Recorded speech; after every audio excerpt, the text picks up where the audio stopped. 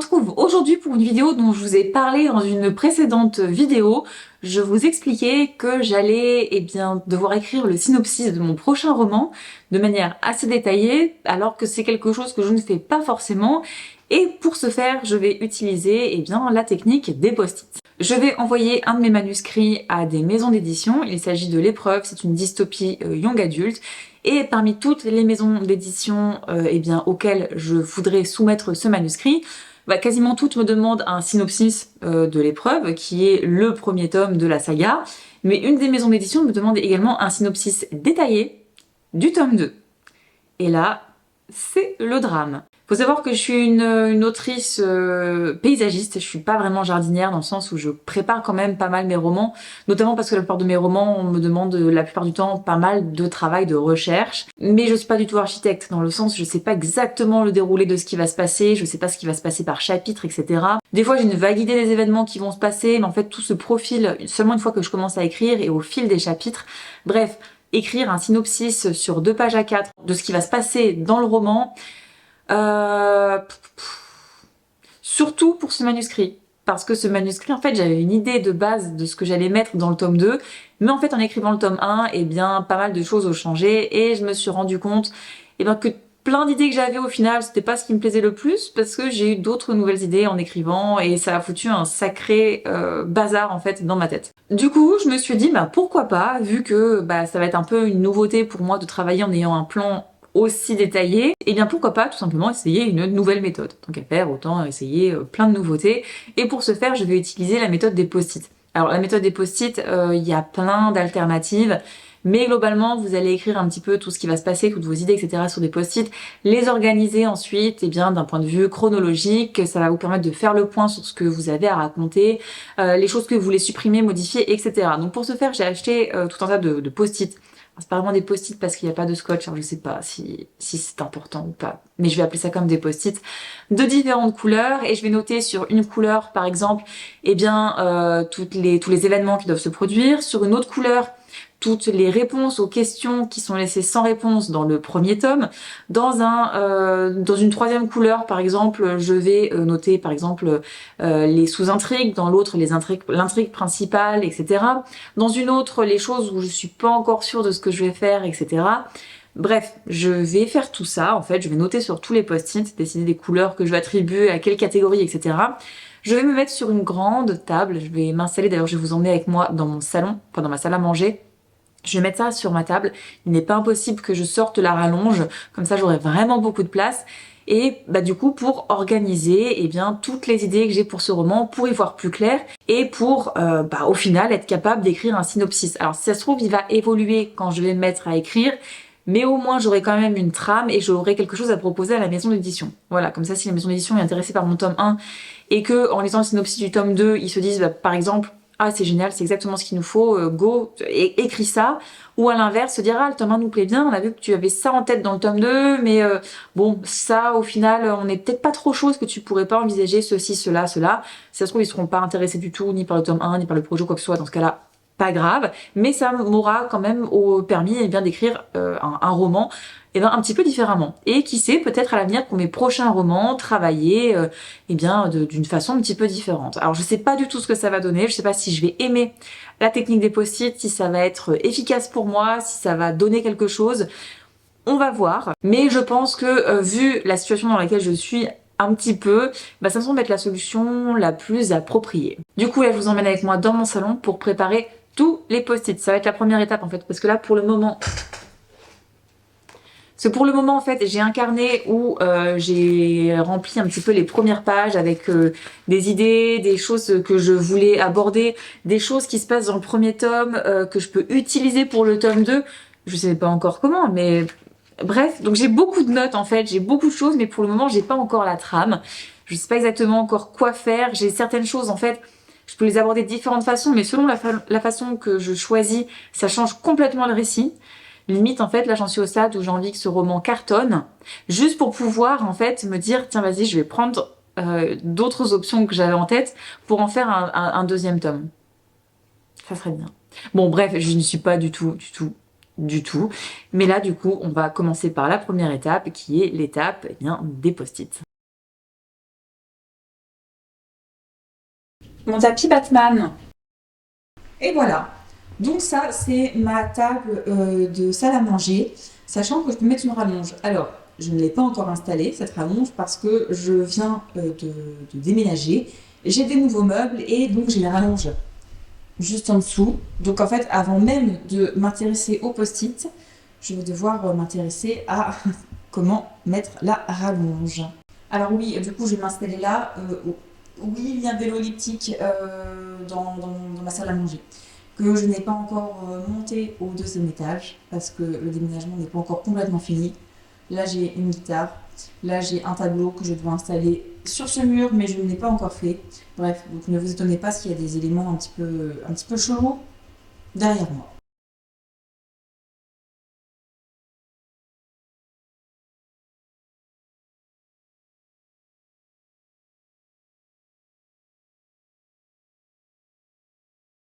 Du coup, ma table est allongée. Voilà. Du coup, j'ai tous mes petits post-it, voilà, de différentes couleurs. J'ai mon carnet où j'ai absolument toutes mes notes et tout ce que je dois reprendre, noter, sur lesquels il faut que je m'interroge, etc. Bref. Voilà. Donc, je vais définir les couleurs selon les thématiques, selon les choses que je dois aborder. Et après, je vais noter, selon les couleurs, eh bien, tout ce qu'il y a là-dedans pour essayer de tout répertorier et d'après organiser. Alors, du coup, c'est vrai que j'ai une très grande table, ça va être très pratique pour organiser par catégorie et puis après pour organiser d'un point de vue chronologique. Voilà, donc on va faire ça tranquillement tout en regardant la NBA. Voilà, oui, le plaisir d'avoir un vidéoprojecteur. Ça me fait un très très grand écran. Donc voilà, je vais suivre ça en même temps que je bosse là-dessus. Je sais pas du tout combien de temps ça va me prendre, je sais pas du tout si ça va marcher, si jamais ça va fonctionner pour moi, mais bon, bah, je me dis qu'au moins j'aurais tenté. Voilà, on se retrouve dans un certain temps, ou un temps certain. Alors je suis désolée si la vidéo était un peu sombre, mais j'ai assez peu d'éclairage dans le salon. En fait, je pourrais éclairer plus, mais j'ai quasiment que des éclairages indirects parce que j'adore les éclairages indirects. Donc voilà, ça va être un petit peu sombre, mais je me dis que pour ce que j'ai à filmer, c'est pas forcément très grave. Du coup, j'ai plein de couleurs. Voilà. Alors je pense que sur les post-it vert clair, je vais noter les choses auxquelles il faut que je réponde par rapport au tome 1. Ensuite, sur les post-it bleu clair, je vais noter les événements qui doivent se passer, globalement. Sur les post-it jaunes, je vais noter les différents personnages qui, soit du tome précédent, soit de ce tome-là, qui interviennent. Du coup, ça va me permettre de voir un petit peu quand ils interviennent, comment, etc.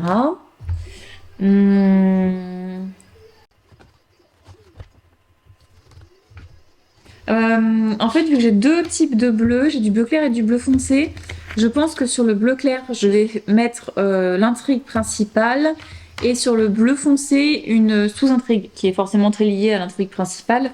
Mais comme ça va me permettre de séparer l'action principale et, pardon, je suis un peu basse, et ici, du coup, toute l'intrigue secondaire jusqu'au moment où ça va se rejoindre, forcément.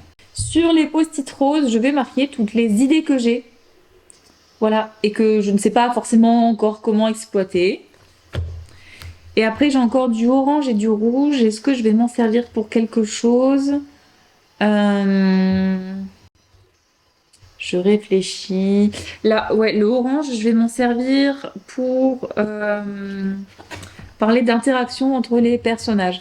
Ce qui se passe, quand, comment, l'évolution de certaines relations. Voilà, je vais partir là-dessus. J'ai 6 post-it. J'ai encore du rouge si besoin, mais ouais, je pense que je vais faire ça pour le moment. Alors je sais comment je vais utiliser les rouges en fait. Dans le tome 1 de l'épreuve, j'ai quelque chose qui s'appelle la menace. Dans le tome 1, on ne sait pas du tout ce que c'est. Mais ça oblige les habitants des deux zones, c'est une dystopie, ça oblige les habitants à se cacher lorsqu'il y a l'approche de la menace. Beaucoup l'imaginent comme une espèce d'immense créature, voilà. Et donc je vais noter tout ce qui la concerne, je pense en rouge, parce que son intrigue est très très très légère dans le tome 1, mais j'aimerais qu'elle soit bien plus importante dans le tome 2. Donc voilà.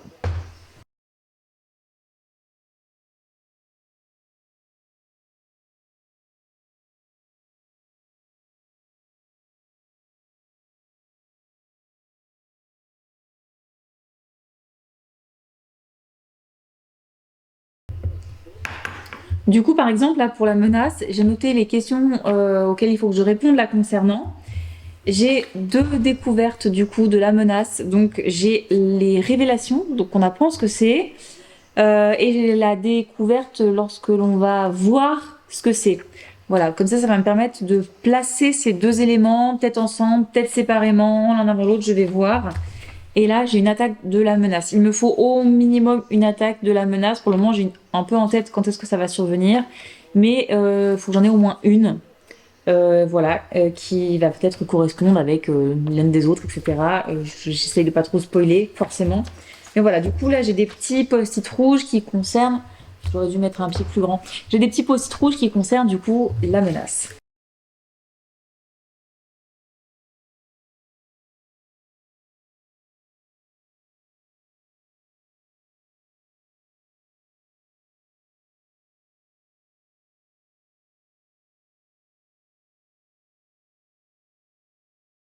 Du coup, voilà où on en est à peu près pour le moment. J'ai donc fait plusieurs colonnes selon les couleurs. Je sais pas du tout si j'ai respecté les couleurs que j'avais indiquées au final. Alors, c'est très spoilant. Donc pour les gens qui sont intéressés pour lire la saga, ne lisez pas ce qu'il y a sur les petits post-it. Voilà. Donc nous avons en rouge ce que je disais tout à l'heure à propos de la menace. En rose, c'est tout ce qui concerne les personnages. Il y a c'est des petits tas là que j'ai fait selon les catégories de personnes où elles se trouvent, etc. En jaune, c'est les idées que j'ai pas forcément intégrées à droite à gauche, mais voilà, des suggestions, notamment des trucs par rapport au tome 1. En orange, on a tout ce qui concerne, on va dire, les antagonistes, qui sont, il y en a plusieurs. Donc, il y a les différents plans sur différentes histoires. Là, ici, j'ai plusieurs petits post-it empilés sur les révélations. Le bleu, c'est le plan des, entre guillemets, des héros, même si, bon, c'est pas vraiment ça, mais bon, voilà, c'est pour l'idée. Et en vert, ce sont des reveals concernant l'histoire de manière générale. Voilà ce que j'ai fait pour le moment.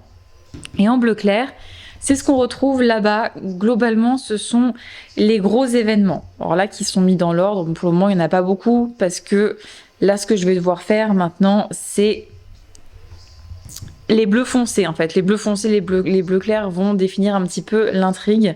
Mais là, il faut que je note du coup par rapport à tout ce que j'ai fait là, les différents éléments qui vont se passer. Mais là, c'est vrai que maintenant, j'y vois quand même bien plus clair. Le fait de tout renoter en classant comme ça m'a permis de voir un petit peu où j'en étais, d'affiner certaines idées. Les petits post-it jaunes, là, faut que je vois si jamais je les utilise, si jamais je ne les utilise pas, ce que j'en fais. J'ai encore, voilà, ce papier, là, il y a une grosse intrigue concernant un personnage. Je dois décider de quelque chose d'assez conséquent, sachant que ça va changer pas mal, et au niveau de l'histoire et potentiellement au niveau de la forme de ce deuxième tome. Et donc là, voilà, pour le moment, ça, ce sont les gros événements. Je suis sûre que ces événements-là se passeront dans l'ordre là. Là, ce petit papier jaune, c'était une idée que j'avais notée pour le prologue de ce tome 2. Et du coup, je l'ai placé là parce que ça, je pense que c'est quelque chose que je vais vraiment faire. Du coup, on en est là. Là, il est 2 heures, donc je pense que je vais arrêter de travailler pour aujourd'hui. Je vais laisser reposer tout ça pour y revenir, je pense, demain et voir un petit peu eh bien, ce que je fais de tout ça.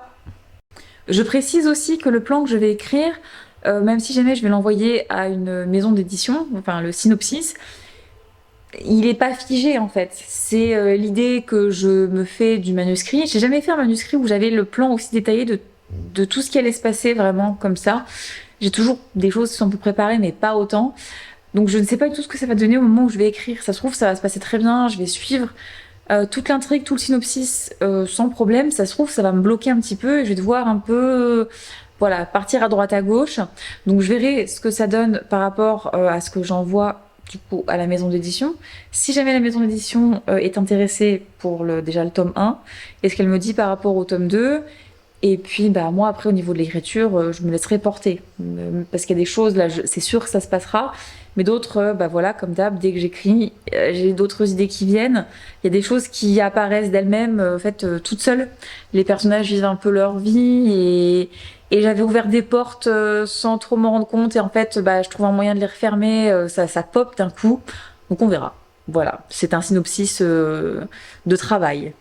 Alors, on se retrouve le lendemain matin du reste de la vidéo. J'ai un petit peu réfléchi à certaines choses durant la nuit. J'ai encore des choses qui sont pas très très claires, mais c'est pas grave. Je vais quand même essayer de construire une trame au fur et à mesure, et puis peut-être que l'inspiration pour certaines choses qui bloquent un petit peu viendra au fur et à mesure. Là, j'ai quand même pas mal d'éléments à intégrer, à organiser. J'ai encore quelques notes dans mon carnet, donc je vais tenter de me créer une trame, même si jamais il y a encore un élément auquel je n'ai pas répondu et qui me bloque un petit peu. Donc je vais tenter de créer une première trame. Si ça se trouve, je vais prendre tous les post-it et les jeter après. Mais c'est aussi l'idée des post-it en fait, c'est de noter les idées, d'en supprimer. Hier, j'ai noté des choses, je les ai jetées, etc.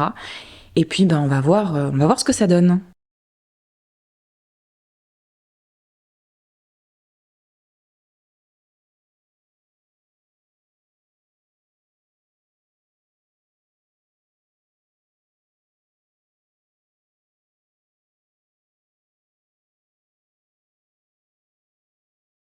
Bon, voilà où j'en suis pour le moment. La partie droite, c'est un petit peu vidé. La partie gauche, c'est rempli. Donc tout ce qui est en bleu clair, c'est grosso modo tous les événements, globalement. Et je viens du coup rajouter, quand il se passe quelque chose avec un personnage en particulier. En rouge, du coup, c'est la menace. En jaune, c'était les idées que j'avais, que je savais pas trop quoi en faire, où les caler, etc. En orange, c'est quelque chose qui concerne les antagonistes. En vert, ce sont des révélations.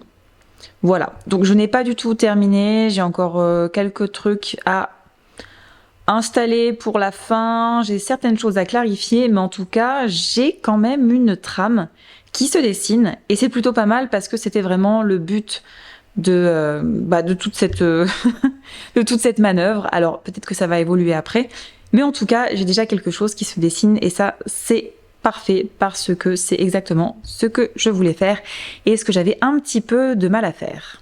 Du coup là je fais une petite pause parce que je pars à la salle. Après à 18h j'enregistre un podcast et du coup je pense que je vais revenir dessus ce soir histoire de terminer, de finaliser cette première trame, de laisser reposer pendant la nuit, demain d'y revenir, histoire de finaliser, de voir tout ce que j'ai fait, si jamais ça me semble cohérent, et du coup d'écrire le synopsis à partir de tout ce que j'ai préparé ici. Après, je pense que je laisserai à nouveau reposer un jour, je relirai le synopsis, et du coup, tout sera prêt pour les envois en maison d'édition. Bon, voilà où on en est ce soir. Je pense avoir terminé. Même si la fin, je suis pas encore convaincue, mais bon, c'est pas très très grave parce que ça, c'est des choses que je pourrais changer au moment de l'écriture. En fait, tout, je pourrais le changer, mais bon, l'idée c'est quand même d'avoir une trame et d'essayer de la respecter. Donc du coup, on a en bleu clair, tous les événements qui vont se passer et j'ai greffé au fur et à mesure les différentes révélations, quand il y avait quelque chose avec un personnage, les idées que j'avais eues, où est-ce que je les insérais, etc. Et je suis plutôt satisfaite du rendu. Ça m'a vraiment permis comme je le disais, de créer une trame, d'organiser mes idées, de voir ce que je gardais, parce que j'ai jeté certaines choses. J'en ai gardé d'autres, j'en ai transformé d'autres. Donc je vais laisser reposer tout ça cette nuit. Et demain, je m'y remets, je regarde un petit peu ce que ça donne. Et j'essaye d'écrire un synopsis à partir de tout ça. Parce que pour le moment, ce sont des post-it de couleurs sur ma table. Voilà, comme on peut voir de l'autre côté, il n'y a plus de post-it. Ils ont tous été utilisés, ils ont tous été transférés ici.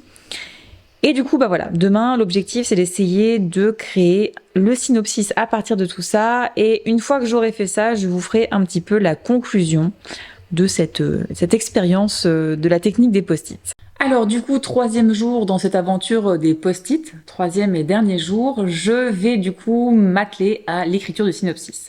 Donc je vais reprendre les post-it, les uns après les autres, dans l'ordre chronologique. Dans un premier temps, recopier ce qui est écrit sur les post-it sur mon ordi pour avoir tout le déroulé des événements. Et après, mieux les organiser, mieux rédiger, voilà, avoir une narration correcte et pas juste il se passe ça. Même si jamais dans un synopsis qu'on envoie à une maison d'édition, d'ailleurs je fais une vidéo là-dessus, il faut aller droit au but et l'idée c'est vraiment d'avoir tous les événements. Mais voilà, histoire d'avoir quand même une narration à peu près correcte et que ce soit quand même compréhensible. L'idée c'est que l'on comprenne où je veux en venir et ce qui se passe dans le roman.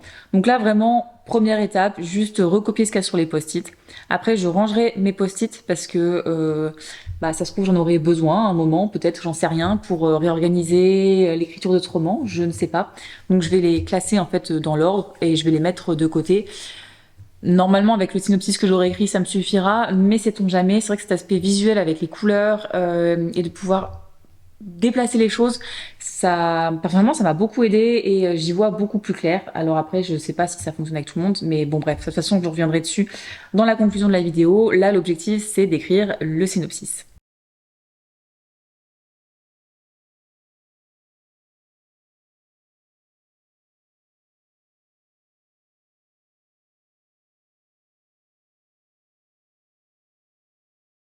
Du coup, ça y est, j'ai terminé de reprendre tout ce que j'avais noté sur mes post-it pour en faire un synopsis. Et j'arrive sur un synopsis qui fait à peu près 200 000 mots. Donc je trouve que c'est plutôt correct. Et du coup, j'ai rangé tous mes petits post-it qui sont là. Mes petits post-it de toutes les couleurs. Et donc du coup, comme je le disais, j'arrive à un synopsis d'environ 2000 mots, ce qui me semble plutôt pas mal. Alors, pour le moment, j'ai juste noté tout ce que j'avais dedans. Demain, je pense que je vais revenir dessus pour lisser un petit peu le tout, pour lier un petit peu tous les événements, pour voir ce que je laisse, ce que je ne laisse pas, sachant que bon, je garde ce fichier-là pour moi pour travailler dessus, mais pour ce que je veux envoyer en maison d'édition, je vais lisser un petit peu les choses, m'assurer que tout est clair, etc. Sachant que là, j'ai rien renoté par rapport au tome 1, mais peut-être qu'il faudra que je reprécise certaines choses si jamais c'est pas forcément assez clair. Donc voilà, je laisse reposer et demain je finaliserai tout ça, mais bon, j'ai mon synopsis. Alors du coup, est-ce que je suis satisfaite de cette expérience des post-it? Eh bien oui, tout à fait. Ça a vraiment fonctionné pour moi. Jusqu'à présent, j'avais plein d'idées, mais rien n'était organisé, je n'avais pas de trame, je savais pas exactement ce qui allait... Enfin, je savais ce qui allait se passer, mais pour aller de tel événement à tel événement, et puis j'avais cette idée, et puis cette suggestion, et puis il fallait que je réponde à telle question, etc. Là, le fait d'avoir vraiment tout noté, d'avoir utilisé des couleurs, enfin le fait d'utiliser des post-it de couleurs, ça permet vraiment de voir où on en est, ça permet de doser en plus de ça quand il y a des révélations. Parce que bon, des fois on a des livres où on a beaucoup de révélations d'un coup, des fois on met très longtemps à en avoir, et là le fait d'en avoir régulièrement, je trouve que ça va être assez intéressant et ça m'a permis de vraiment doser et de voir un petit peu où est-ce que j'avais des révélations dans ce deuxième tome, de voir quand intervenait tel ou tel personnage, de voir voilà tous les événements qui allaient se produire, etc. Et vraiment ça a clairement fonctionné. J'ai une trame maintenant qui est assez précise de ce qui va se passer dans ce roman. Alors est-ce que je resterai sur cette trame ou est-ce que je dévierai un petit peu? Ça j'en sais rien, mais voilà, pour la maison d'édition, j'ai quand même quelque chose à leur fournir. Si jamais ils sont intéressés par le tome 1, peut-être qu'ils auront des remarques ou des suggestions pour le tome 2. Sait-on jamais, et dans ce cas-là, je verrai si j'ai déjà commencé à écrire ou pas. Je ne sais pas encore quand est-ce que je vais écrire ce tome 2. Là, je vais écrire la suite de mon 4 mains avec Marie Faucheux.